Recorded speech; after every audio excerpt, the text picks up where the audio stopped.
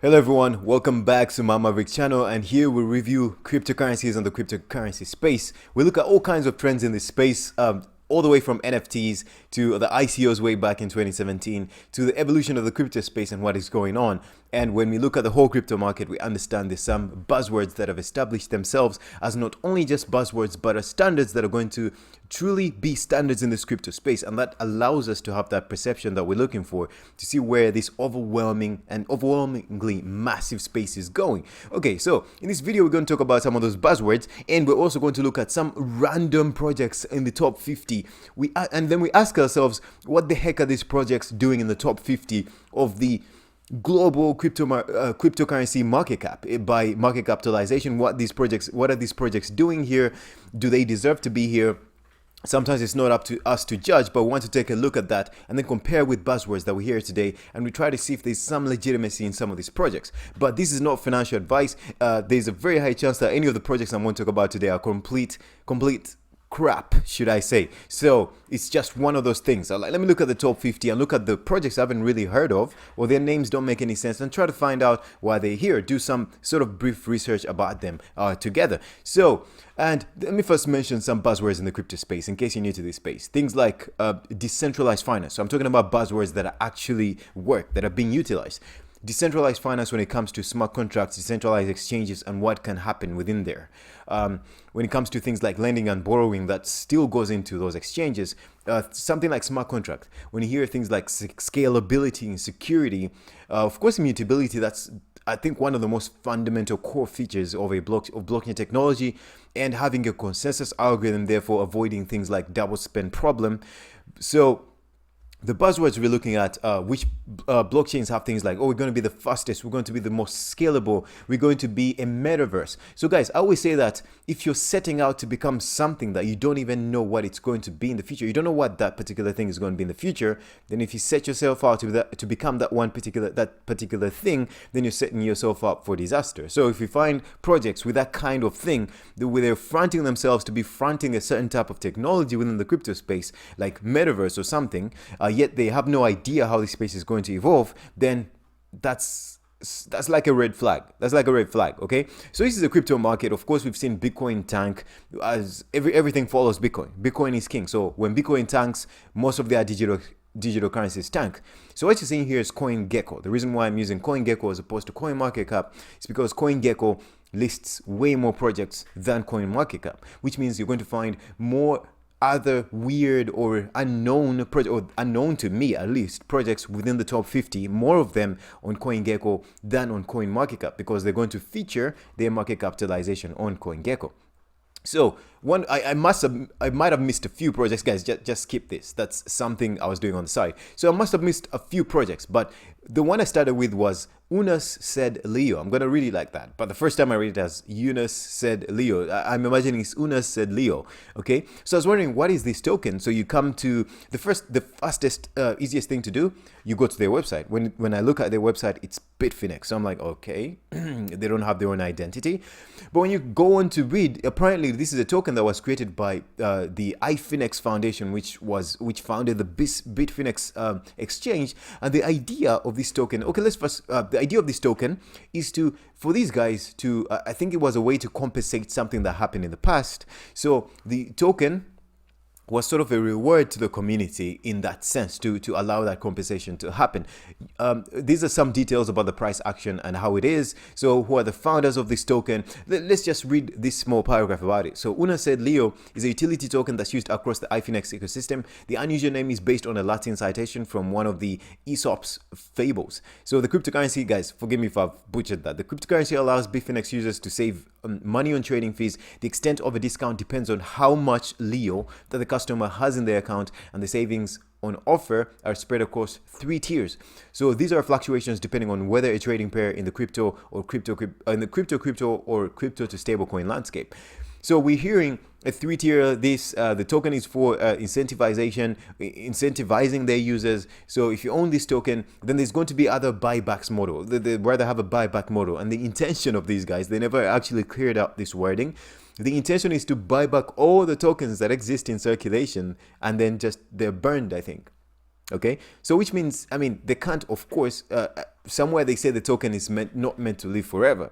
So of course, they can't buy back all the tokens if if it's a decentralized ecosystem and the users own the tokens. So I imagine what they're alluding to is that they want to create so much value in this ecosystem that it's, I don't know, spires off into something. Exchanges have done crazy stuff. We've seen the Binance token go from 10 cents to all the way to $600. Some crazy stuff can happen here. What makes Yunus said Leo unique? Let me just read this part. So a token buying mechanism means Bitfenix is committed to buying back Yunus said Leo from the market on a monthly basis. The amount that's purchased and burned is equal to at least 27% of the revenues generated by Bitfenix. So, and tokens are also purchased at the market rate. So in a news release at the same time, the company said the burn mechanism will continue until 100% of the tokens have been redeemed. So whereas some cryptocurrencies just launch on a single blockchain, Leo tokens were issued on 2 blockchains. While 64% of the original supply was on Ethereum, the remaining 36% was found on EOS. So if you're a type of person that's into this kind of token metrics of burning tokens and reducing the supply, and if you like the connection with Ethereum and EOS and Bitfenix and Bitfenix, if you're big into that foundation, then this is something you might want to look into. I didn't know this was a Bitfenix related token because the name doesn't really indicate any of that. So it's pretty interesting. This was a simple article in the news that I'm looking at. Hacker steals over 323 million worth of Ethereum from cross-chain protocol wormhole. Okay, I'll just read a little bit about this and I'll explain why I introduced this. It's because of these layer 2 scaling solutions that are coming up, and we've discovered that it's another buzzword that's coming up. Okay, like rather fundamental technology to fix itself. And the other failed to mention was the IPFS standard, guys, where the NFTs are stored. On the biggest standard being used right now is the one started by the Filecoin people, which is known as the IPFS or Interplanetary File System. So let me just read this. Cross-chain protocol wormhole experienced a significant hack after an attacker explored the vulnerabilities of the protocol and stole nearly $323 million worth of Ethereum. So wormhole acts as a bridge between Ethereum and Solana blockchains, allowing users to convert one cryptocurrency into another. So I won't go too much into details of this. Of course, guys, whether you're for Solana or not, the idea that this hack did not happen on the actual blockchain it's worth celebrating about in the whole crypto space. Whenever a hack happens on any blockchain ecosystem, but as long as it hasn't happened on the fundamental technical aspects of that blockchain ecosystem, it means the consensus algorithms are still solid. And generally, if they're using other consensus algorithms that other blockchains are using, then it's something worth celebrating about. So those that are deep into Solana, this is some news you might want to look into. But let's go back to the point of this video. So another token I found was Ecomai. So trying to look into Ecomai, the first thing I always do is to go to the website, and then I come here. Pretty interesting stuff. VV is an app-based marketplace, guys. I tried going onto the marketplace. Apparently, these guys, you store your NFTs. Like, there's an app called POAP. So on the POAP, whenever you visit places in Decentraland, you can actually view your NFTs. The Trust wallet as well from the Binance ecosystem. You can view your NFTs. You can have a wallet in there. Very good stuff. So this is another cryptocurrency I found in the top 50. Never heard of it. So they have an app. When you go to the App Store, guys, if the VV people are listening and there's a problem with my own stuff, my own phone, I apologize. When you go to the App Store, the app says it has over 500,000 downloads, and I'm like, whoa, that's a lot. But unfortunately, when I tried clicking install on my phone, it always freezes and just shuts off, that the app got a problem. Anyway, so that's what I'm telling you guys. This is not financial advice. So on their website, they have something like Secure Wallet, and when you go to see the Secure Wallet, when you actually view, let's first talk about their Medium. On their Medium, they talk about things like partnering with Disney or partnering with Star Trek. And their whole MO is having NFTs in the palm of your hand. And they created this, they showed a video where they were showing this graphic. I don't know if I can find it quickly here, but it's a short demonstration of how you can actually view a magazine in a virtual space. So they really want to I guess, integrate NFTs with the virtual space in everything done within the palm of your hand. So I guess bringing blockchain closer to the people. And they have a secure wallet that they're talking about here, guys. Not investment advice. I'm just talking about wondering why these tokens are in the top 50. So you can get more information about them if you look at their website and their Medium article. They talk about some integrations, like a complete redesign of the user interface makes the secure wallet more responsive and user friendly. But these are risks you have to take on as an individual. Just sort of giving my 2 satoshis on what I think about this ecosystem. I think somewhere here they showed like Let's see this.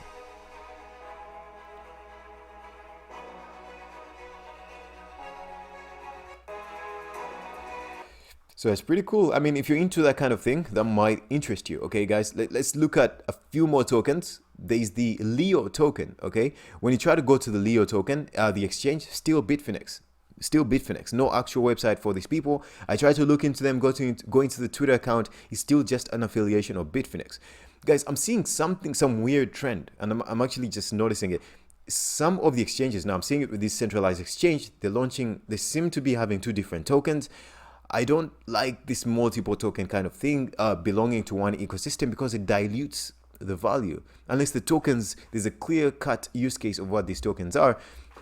And if you want to get more information about this particular token, there's no actual information about them. So the Leo token, the other one was Unas said Leo. This is just Leo. So the Leo token price is $4.15. This was 4.16. So maybe these two tokens, maybe one of them is one on the EOS blockchain and the other is on the Ethereum blockchain, because remember, they told us that these two particular tokens. So guys, some of this stuff is confusing for me. If you have two different tokens and there's no clear-cut difference, some of these things could be lost in translation. What is the actual supply?